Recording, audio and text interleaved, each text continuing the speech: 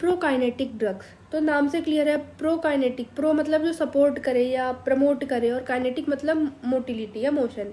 तो ऐसे ड्रग्स जो मोटिलिटी को, जीआईटी की मोटिलिटी को क्या कर रहे हैं, प्रमोट कर रहे हैं, तो हम उन्हें बोलते हैं प्रोकाइनेटिक ड्रग्स।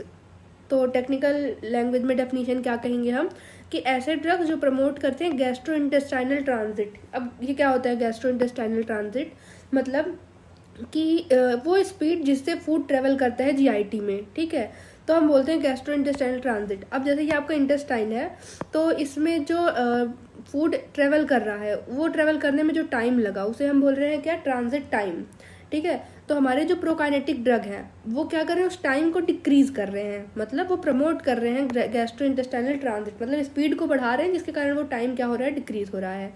दूसरा, ये एक्सेलरेट कर रहे हैं गैस्ट्रिक एम्पेटाइन को। तो हम इन ऐसे ड्रग को क्या बोलते हैं, प्रोकाइनेटिक ड्रग्स। मैकेनिज्म क्या होता है, ये इनहेंस करते हैं कोऑर्डिनेटेड प्रोपल्सिव मूवमेंट। अब कोऑर्डिनेटेड बहुत इंपॉर्टेंट टर्म है यहाँ पर, क्यों, कि ऐसा नहीं कि ये आपका इंटेस्टाइन है तो कहीं पे भी कॉन्ट्रैक्ट कराएं, कहीं पे भी रिलैक्स कराएं, ऐसा नहीं। एक कोऑर्डिनेटेड वे में ये प्रोपल्सिव मूवमेंट मोटिलिटी बढ़ाएंगे, जिसके कारण क्रेनियोकॉर्डल तरीके से क्या होगा, फूड का मूवमेंट होगा। देन उसके बाद अब एक टर्म आता है कि कोलिनोमाइमेटिक और एंटीकोलिनेस्टेरेज भी हमने पढ़ा था, जो भी गैस्ट्रिक मोटिलिटी बढ़ाते थे, तो हम उन्हें प्रोकाइनेटिक क्यों नहीं बोलते हैं। तो इसका आंसर है क्योंकि जो हमारे कोलिनोमाइमेटिक्स और एंटीकोलिनेस्टेरेज होते थे वो अनकोऑर्डिनेटेड कॉन्ट्रैक्शन कराते थे, जिसके कारण फूड आगे नहीं बढ़ता था, मतलब वो नॉन प्रोपल्सिव रहता था। जबकि प्रोकाइनेटिक क्या करा रहे हैं, कोऑर्डिनेटेड प्रोपल्सिव मूवमेंट करा रहे हैं, ठीक है। तो इसलिए इन दोनों में क्या है, अंतर है। अब हम सबसे इम्पॉर्टेंट ड्रग की बात करते हैं, जो कि है मेटोक्लोप्रामाइड, जो कि सब्स्टिट्यूटेड बेंजामाइड है, और साथ ही में ये स्ट्रक्चरली सिमिलर होता है क्लोरप्रोमाजीन के, ठीक है। अब देखिए क्या हुआ, अर्ली 90s में इसको इंट्रोड्यूस किया गया था एज गैस्ट्रिक हरिंग एजेंट के तरीके में, और इसका डुअल साइड ऑफ एक्शन होता है, ये जीआईटी पे भी इफेक्ट शो करता है और सीएनएस पे भी करता है। अब इसका एक्शन कैसा होता है, अपर जीआईटी में ये पेरिस्टालसिस बढ़ा देगा, ऊपर अपर जीआईटी में इसने क्या किया, पेरिस्टालसिस बढ़ा दिया, और पाइलोरस और ड्यूडेनम में रिलैक्सेशन, पाइलोरस में और ड्यूडेनम में क्या करा देगा, रिलैक्सेशन कराएगा। तो नीचे स्पेस मिल जाएगा, तो फूड ज़्यादा जल्दी क्या होगा, पास होगा, तो इसके कारण गैस्ट्रिक एम्पेटाइंग स्पीड क्या हो जाएगी, बढ़ जाएगी। और साथ में ये क्या करता है, लोअर इसोफेजियल स्फिंक्टर को क्लोज कराता है, जिसके कारण फूड जो है वो वापस इसोफेगस के थ्रू नहीं जा पाएगा, जिसके कारण ये अपोज करता है गैस्ट्रो इसोफेजियल रिफ्लक्स। अच्छा, इसका कोलोन और गैस्ट्रिक सिक्रीशन में कोई सिग्निफिकेंट एक्शन नहीं होता है, ये इंटेस्टाइन पर माइल्ड पेरिस्टालसिस शो करता है। देन सीएनएस पे इफेक्ट क्या होते हैं, तो देखिए क्या है, मेटोक्लोप्रामाइड जो है वो ब्लड ब्रेन बैरियर को क्रॉस कर जाता है, इसलिए इसके other side CNS side effects आते हैं, जो कि हम आगे देखेंगे।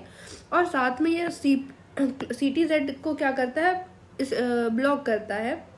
नेक्स्ट बात करते हैं मैकेनिज्म ऑफ एक्शन की। तो इसके तीन मैकेनिज्म, मतलब तीन रिसेप्टर पर ही वर्क करता है, तो इसलिए हम बोले ट्रिपल मैकेनिज्म ऑफ एक्शन। देखिए नॉर्मल डोज पर क्या करता है, ये डोपामिन रिसेप्टर पर वर्क करता है और 5-HT4 रिसेप्टर पर, और हाई डोज पर ये वर्क करता है 5-HT3 रिसेप्टर पर।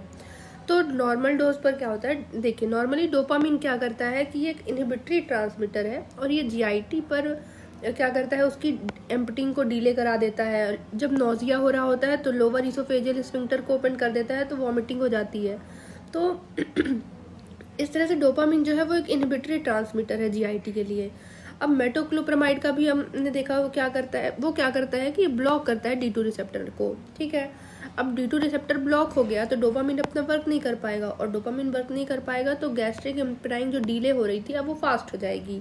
तो hastens emptying increases lower oesophageal sphincter tone, तो कॉन्ट्रैक्शन करा देगा लोअर इसोफेजियल स्फिंक्टर का, और ये सेंट्रल डोपामिन पर एक्ट करता है, मतलब CTZ पर डोपामिन रिसेप्टर पर एक्ट करता है, इसके कारण एंटी इमिटिक इफेक्ट भी शो करता है।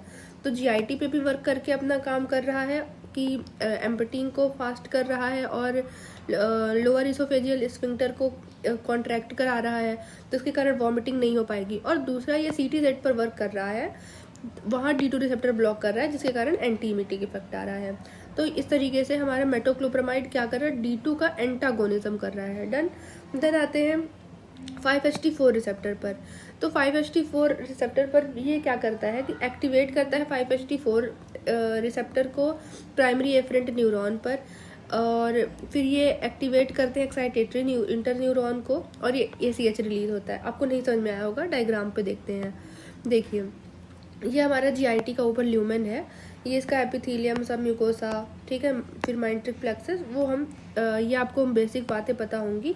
देखिए इसमें क्या होता है कि एपिथीलियम हो गई ना, यहाँ पर आपका प्रेजेंट होता है कौन, प्राइमरी एफरेंट न्यूरॉन, ये है, इसमें प्रेजेंट होते हैं 5HT4 रिसेप्टर्स, ये आपको दिख रहे होंगे। अब यहाँ क्या होता है, मेटोक्लोप्रामाइड इसको स्टिमुलेट किया, इसने फर्दर स्टिमुलेट किया एक्साइटेटरी इंटरन्यूरॉन को, जो कि कहाँ प्रेजेंट है, माइंट्रिक प्लेक्सस में।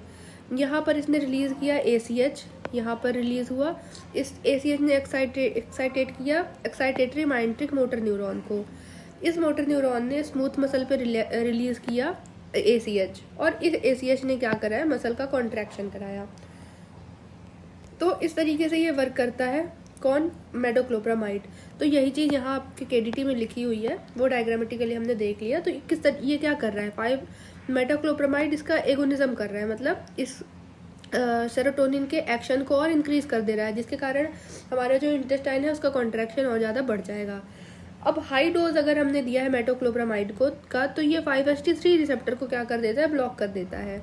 और इसके क्या 5HT3 रिसेप्टर जो कि इनहिबिटरी माइंट्रिक इंटरन्यूरॉन पे होते हैं। देखिए जो हमने ये बात की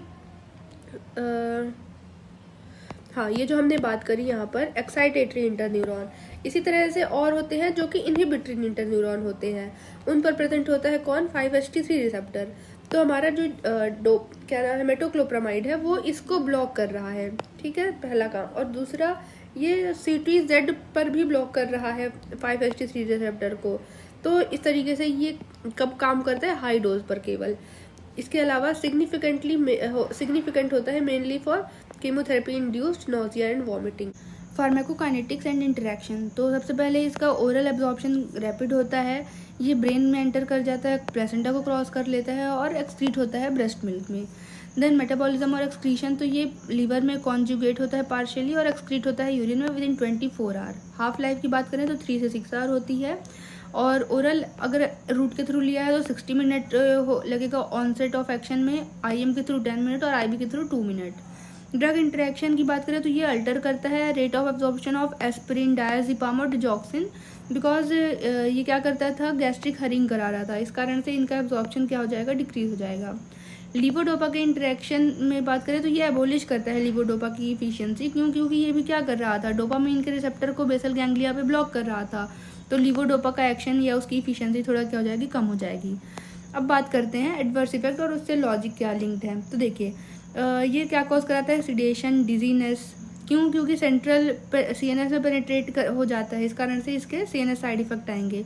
एक्यूट मसल डिस्टोनिया होगा, क्योंकि ये बेसल गैंग्लिया पे डोपामिन रिसेप्टर को ब्लॉक कर रहा था, और ये चिल्ड्रन में कॉमन होता है। पार्किंसन हो सकता है अगर लॉन्ग टर्म हम इसका यूज़ कर रहे हैं, क्योंकि यहाँ ये क्या करता था, chronic central D2 receptor blockade कराता था।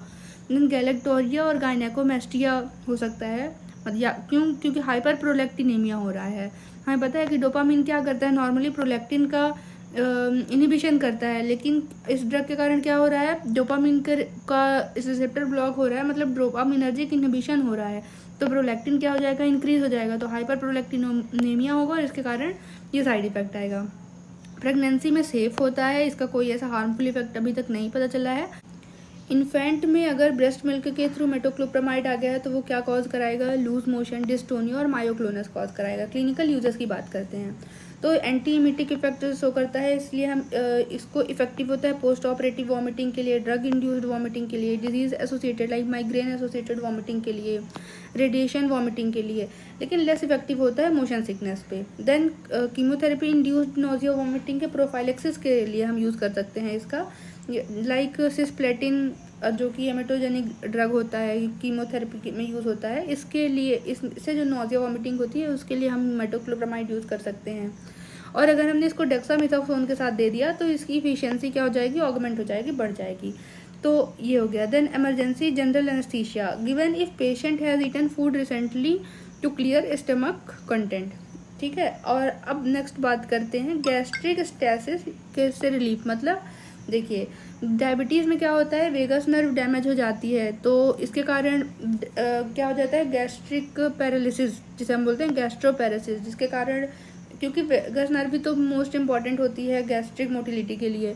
तो अब डायबिटीज़ में ऐसे में क्या किया जाए, तो इसके लिए मेटोक्लोप्रामाइड काफ़ी इफेक्टिव होता है, तो हम उसमें यूज़ कर सकते हैं। देन पोस्ट वेगोटोमी, कि अगर वेगस नर्व को कट किया गया है, लाइक पेप्टिक अल्सर डिजीज़ वगैरह, किसी भी डिजीज़ में, तो उसके लिए हम मेटोक्लोप्रामाइड दे सकते हैं, क्योंकि ये डायरेक्ट माइंट्रिक प्लेक्सस में वर्क करते हैं। इनको वेगस नर्व मेटोक्लोप्रामाइड को वेगस नर्व की ज़रूरत नहीं होती है उसकी कॉन्ट्रैक्टिलिटी बढ़ाने के लिए, तो इसलिए हम इसको मेटोक्लोप्रामाइड इसके लिए भी क्या होगा, पोस्ट वेगोटोमी के लिए भी इफेक्टिव होगा।